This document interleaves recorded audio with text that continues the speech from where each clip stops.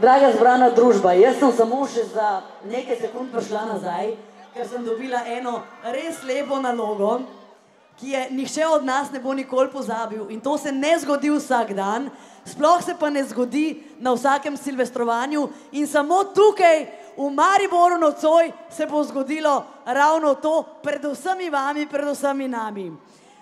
Ampak, zato da se to zgodi, moram na oder povabiti Aleksandra iz Srbije. En aplavz za Aleksandra iz Srbije, čeprav še ne veste, zakaj gre. Aleksandar, pozdravljen, dobro večer, dobro jutro. Dobro večer svima.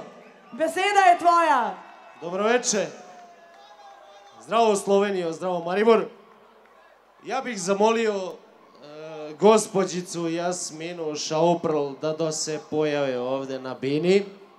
Pred svima nama, pred ovim auditorijom.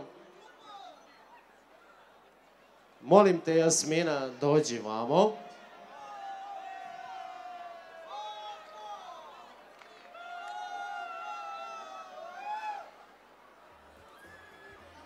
Ovo je ispalo ovako. Nemamo gde da kupimo cveće sada u ovom emetetu. I, kako bih rekao, da ukrademo negde. A to je krivično delo, ali tako? Pošto nismo imali gde da kupimo, nemamo gde da ukrademo, onda će ispasti ovako bez cveća. Samo prsten. Zamolio bih Jasminu da dođe ovde na binu.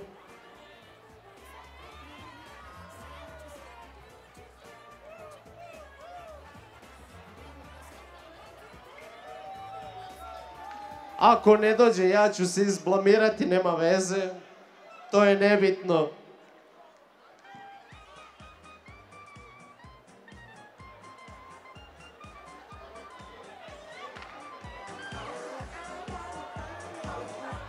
Anita, molim te, pomozi mi da Jasmina dođe ovde na binu. Sprovedi je.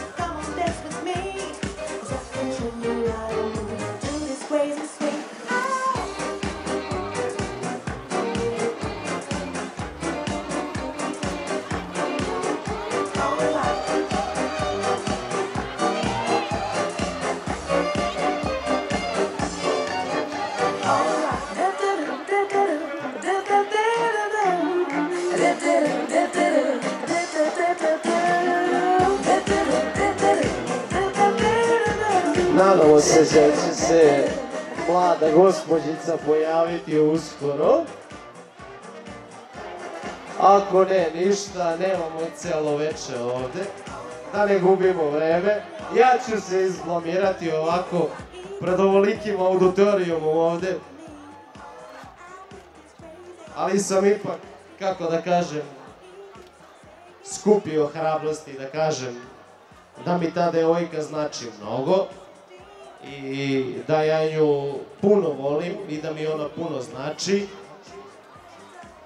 I kako bih rekao, da bi za nju dao zadnju kap krvi, svoje srce i svoje sve, veoma je veliki čovek pre svega.